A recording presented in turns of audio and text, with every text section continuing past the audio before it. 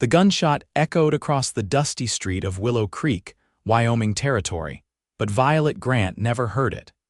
She only knew trouble had erupted when the townspeople around her scattered like startled birds, their faces twisted in fear. It was 1878, and at 22 years old, Violet had long ago learned to read the world through expressions and movements rather than sounds. Now, as she pressed herself against the general store's wooden wall, she watched a man collapse in the street, victim of another senseless frontier dispute she couldn't hear but understood all too well. Violet adjusted her simple blue dress and tucked a strand of chestnut hair behind her ear. She'd arrived in Willow Creek just 3 days prior, answering an advertisement for a mail-order bride that had seemed like her last chance at a normal life. The man who'd sent for her, a middle-aged shopkeeper named Harold Wilson, had taken one look at her, read the letter explaining her deafness, and promptly refused to honor their arrangement. Damaged goods, he'd called her, his lips easy enough to read even from across the room. With no money to return east and nowhere to go, Violet had taken a temporary room at Mrs. Holloway's boarding house while desperately seeking any work that might accept someone who couldn't hear. So far, the town had offered nothing but closed doors and pitying glances. As the commotion in the street settled, Violet noticed a tall figure moving with purpose toward the fallen man. Unlike the others who kept their distance, this stranger knelt beside the injured person, checking for signs of life. His movements were calm, methodical. Even from a distance, Violet could see his strong hands working with surprising gentleness as he examined the wound. Sheriff Tate appeared, his star badge catching the afternoon sun as he pushed through the gathering crowd. Words were exchanged that Violet couldn't decipher from her angle. The stranger stood, revealing his full height. He wore simple clothes-worn denim, a faded shirt, and a leather vest, not the flashy attire of the gunslingers who occasionally passed through town. His brown hat was pulled low, shadowing his face, but something in his steady posture suggested he wasn't a man easily rattled. Violet was so focused on the scene that she didn't notice Mrs. Holloway approaching until the older woman touched her arm, causing her to startle. "Come away, dear Mrs." Holloway mouthed carefully, having quickly learned to speak in a way Violet could understand. No place for a lady. Violet allowed herself to be guided back toward the boarding house, but not before catching one last glimpse of the stranger. He had turned, and for a brief moment their eyes met across the dusty street. His expression wasn't the usual pity or discomfort she typically received. Instead, there was something like recognition in his gaze, though they'd never met before. Later that evening, as Violet sat alone in the boarding house parlor working on her embroidery, Mrs. Holloway entered with a stranger trailing behind her, the same man from the street. Up close, Violet could see he was younger than she'd initially thought, perhaps 28 or 29. His face was weathered from the sun but handsome, with kind eyes that crinkled slightly at the corners. "Miss Grant," Mrs. Holloway said slowly, facing Violet directly. "This is Mr. Flynn Nathanson. He has a proposition for you." Violet set aside her needlework, her heart quickening. Propositions from men in frontier towns rarely meant anything respectable for young women, especially vulnerable ones. Mrs. Holloway must have read her concern. "It's about employment, dear, perfectly respectable. He owns the ranch outside town, Mr." Nathanson stepped forward, and to Violet's surprise, his hands moved in a pattern she recognized instantly: sign language. Not the formal method she'd learned at the school for the deaf back east, but a similar, simplified version. "I need help with my sister," his hands expressed. When Violet's eyes widened in surprise, his mouth curved into a small smile. "You know signs," Violet signed back, her movements quick and precise from years of practice. He nodded, his signing slower but understandable. "My sister Emma was born deaf. She's 12 now. I've been raising her since our parents died 3 years ago. She needs a woman's guidance." Mrs. Holloway watched their exchange with open curiosity. He's offering room, board, and fair wages, she added when they paused, making sure Violet could see her lips. The Nathanson ranch is respectable. Flynn delivers the finest horses in the territory. Violet studied Flynn Nathanson's face, searching for any hint of deception. In her 22 years, men had rarely shown her anything but dismissal once they discovered her inability to hear. Yet here was one who not only acknowledged her but could communicate in her language. "Why me?" Violet signed, her suspicion evident. Flynn's response was direct. "Emma is lonely. I do my best, but she needs someone who understands her world, someone who can teach her what I cannot." The next morning, Violet found herself in Flynn Nathanson's wagon, heading toward his ranch 5 miles outside of Willow Creek. Her worldly possessions fit in a single trunk that now sat in the wagon bed behind them.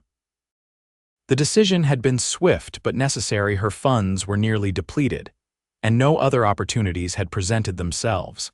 As they traveled, Flynn occasionally signed simple comments about the landscape or the weather.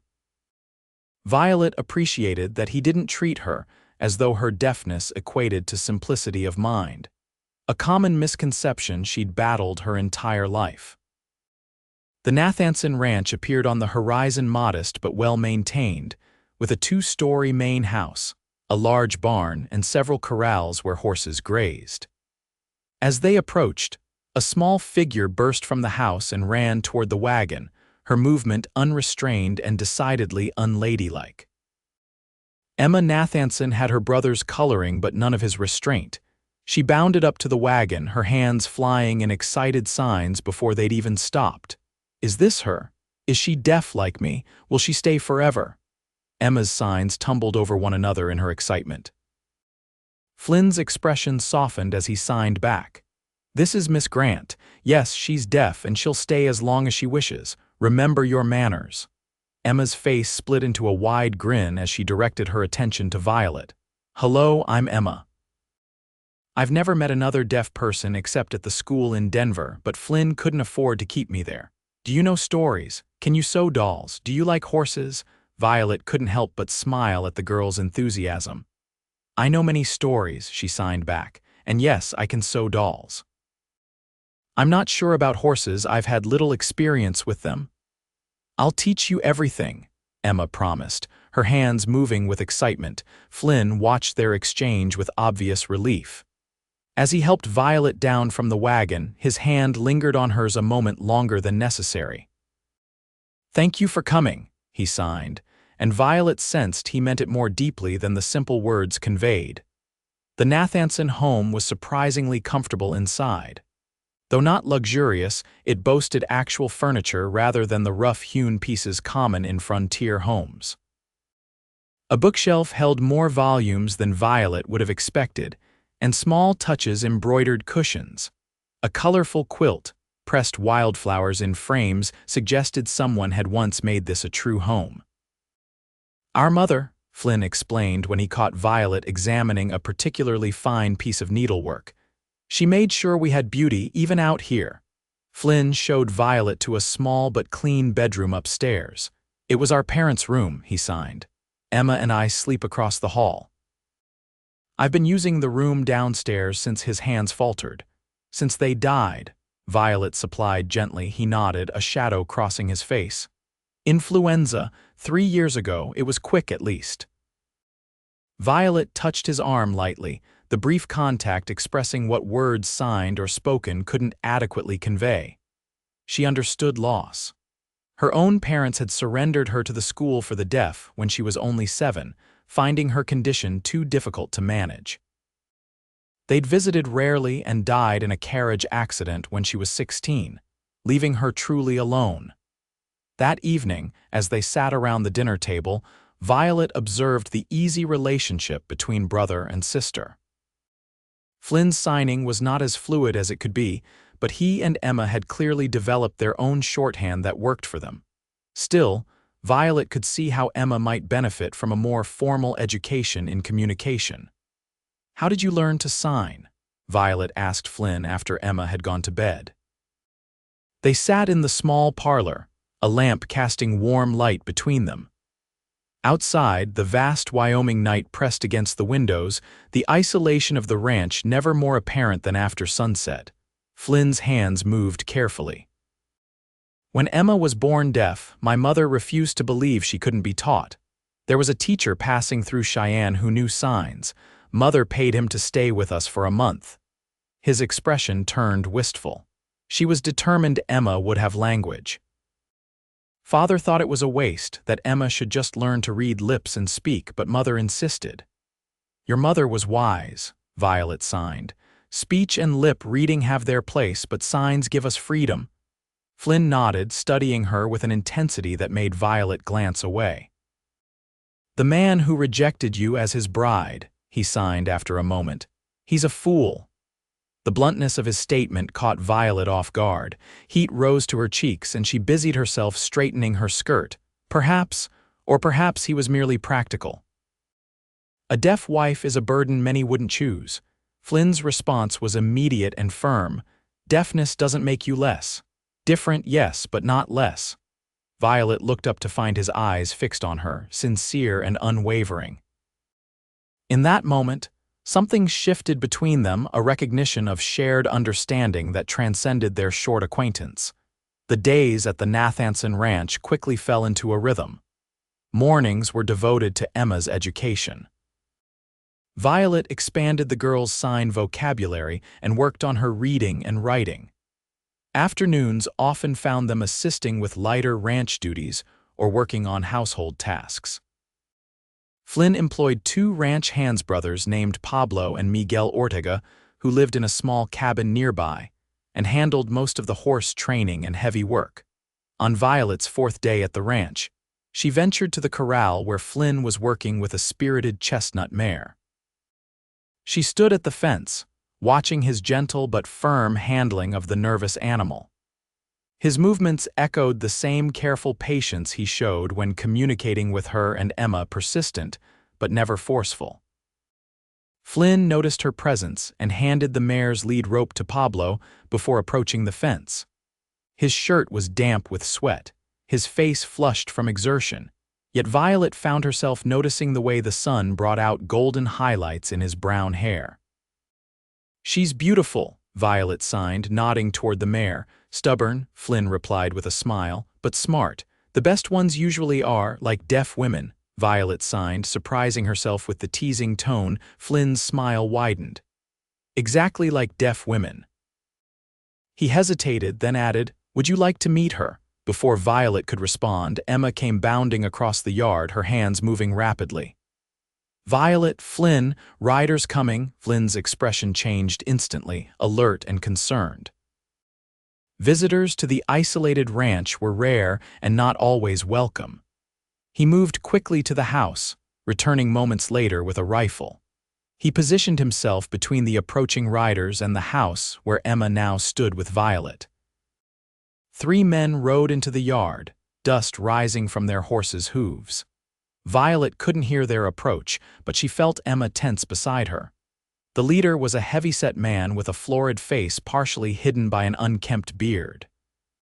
He dismounted and approached Flynn with a familiarity that suggested they knew each other. Though Flynn's rigid posture indicated the acquaintance wasn't pleasant, Violet could only see the side of Flynn's face, making it impossible to read his lips, but the conversation appeared heated. The bearded man gestured repeatedly toward the corrals, then pointed directly at the house where Violet and Emma stood. When Flynn shook his head firmly, the man's face darkened with anger. Emma tugged at Violet's sleeve, her small hands forming urgent signs. "That's Mr. Barton. He wants to buy our ranch. He's been trying since Papa died." Violet pulled Emma closer as the confrontation continued. She watched as Barton took a threatening step toward Flynn, who stood his ground, the rifle held loosely but ready at his side. After a tense moment, Barton spat on the ground, then turned and remounted his horse. As the 3 men rode away, Barton twisted in his saddle to shout something Violet couldn't decipher. Flynn waited until the riders disappeared from view before returning to the house, his expression troubled. "What did he want?" Violet asked once they were inside. Flynn's signing was sharp with anger. what he always wants. The ranch, the water rights, the breeding stock. Barton owns most of the land around here. He can't stand that I won't sell to him. Is he dangerous? Violet asked, thinking of Emma. Flynn's hesitation before answering told Violet more than his actual response. He could be, but I can handle Barton. That night, after Emma was asleep, Violet found Flynn sitting alone on the porch, staring into the darkness. She settled beside him on the rough-hewn bench, close enough to see his hands in the faint light spilling from the window. "You're worried," she signed. Flynn didn't respond immediately. When he finally turned to her, his expression was resigned. Barton's not a man who accepts rejection gracefully. Today was the first time he's come here with armed men. "What will you do?" "What I've always done. Protect what's mine." He paused, his hands momentarily still.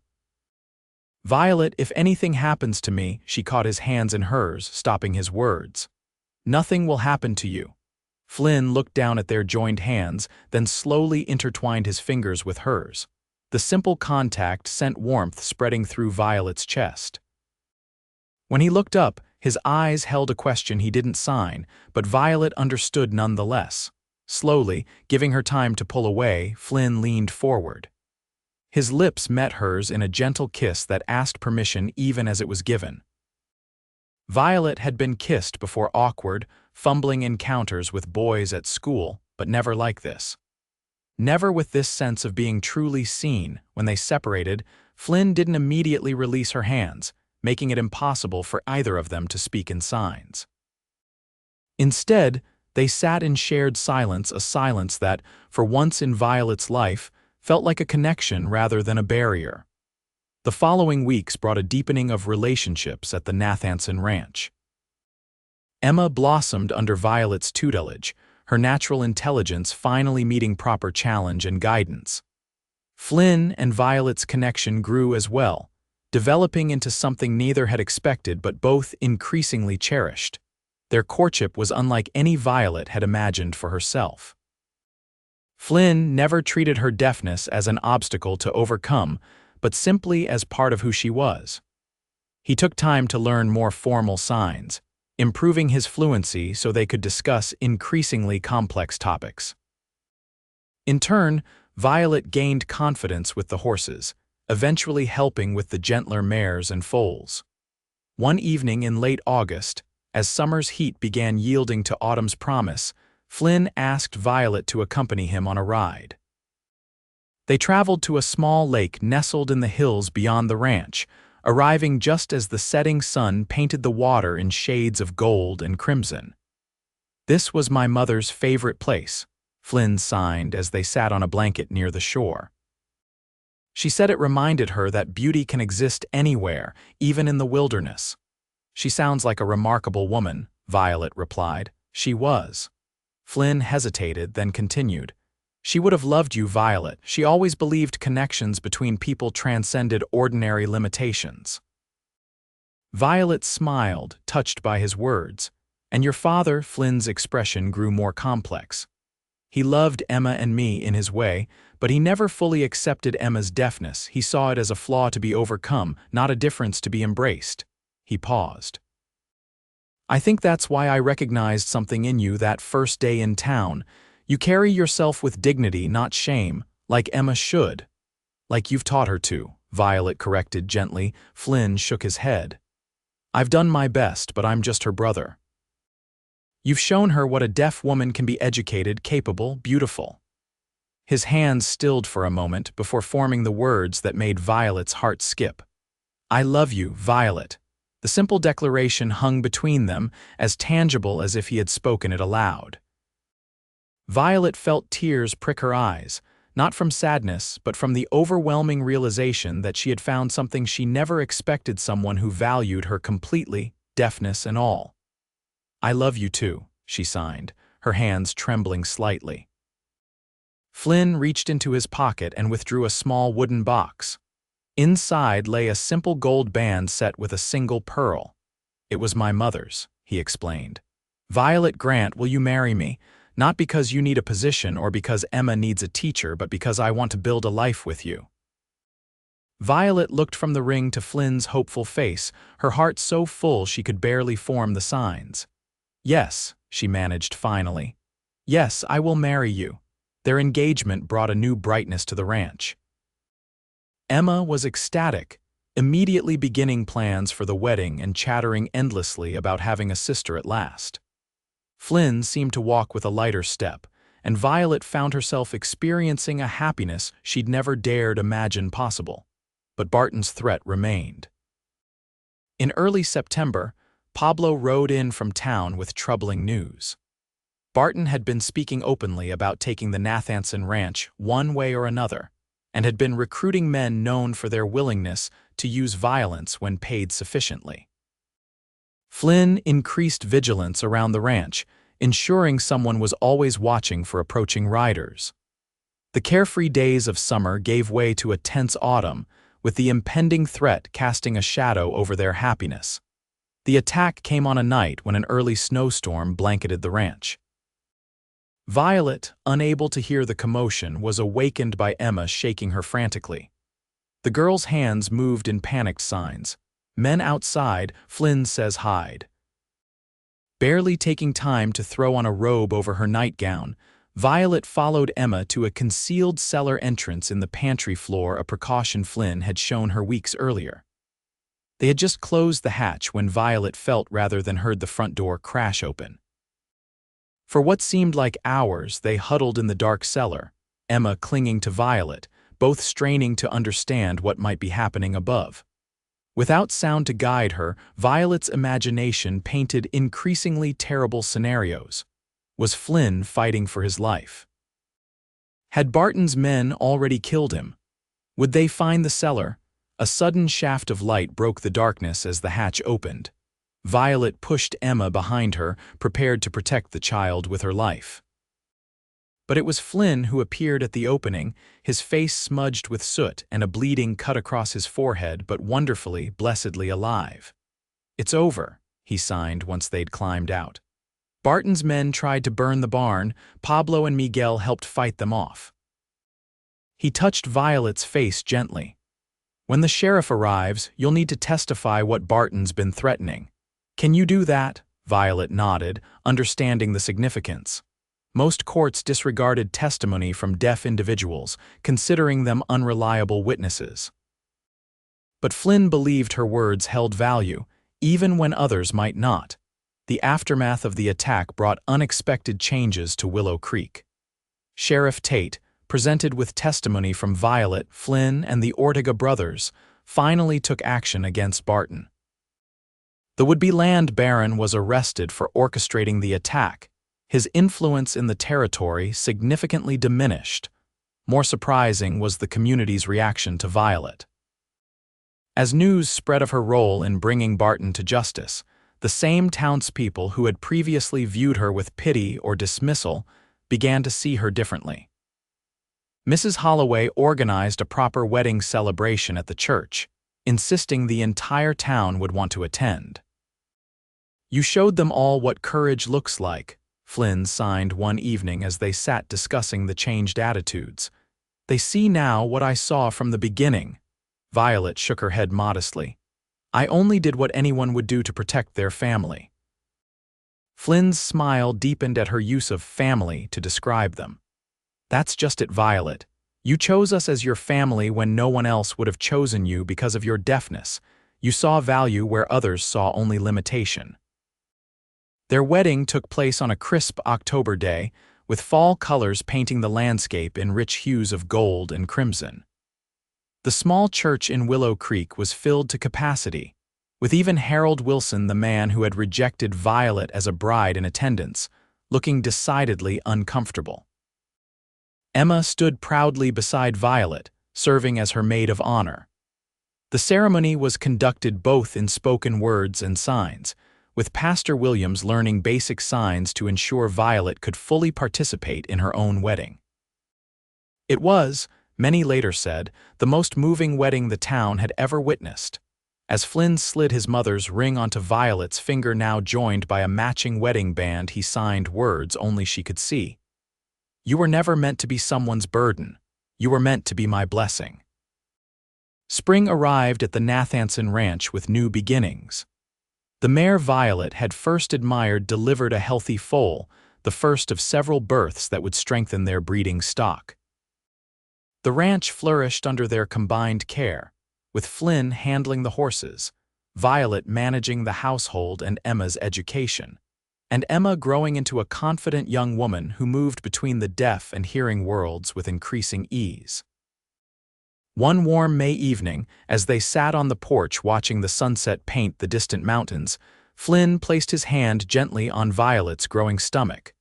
Their first child was due in autumn, a new life to join their unconventional but loving family. "What are you thinking?" Flynn signed, noticing Violet's contemplative expression. She smiled, covering his hand with her own. "I was thinking about that advertisement for a mail-order bride that brought me to Willow Creek, how Harold Wilson's rejection seemed like the end of my hopes." Her signs were reflective but not sad. "I never imagined that being unwanted by him would lead me to where I truly belonged." Flynn leaned over to kiss her softly. "I think I've known since that first day when our eyes met across the street. Some connections don't need sound to be heard." As twilight deepened around them, Violet rested her head against Flynn's shoulder, feeling the steady rhythm of his breathing. In a world that had so often defined her by what she lacked, Flynn had always seen what she possessed in abundance: courage, intelligence, and a heart capable of profound love. Her deafness, once perceived as her greatest limitation, had become the very thing that led her to her greatest joy. Emma joined them on the porch, settling on Violet's other side and immediately placing her small hand on her sister-in-law's rounded belly, hoping to feel the baby move. The three sat together as stars emerged in the vast Wyoming sky, a family bound not by conventional connections, but by something deeper. The silent language of understanding hearts. In the distance, a lone wolf howled at the rising moon.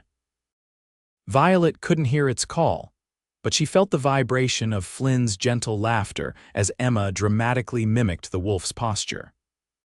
In that perfect moment, Violet knew with absolute certainty that she had found her true home not in a place, but in the people who had heard her heart when no one else would listen.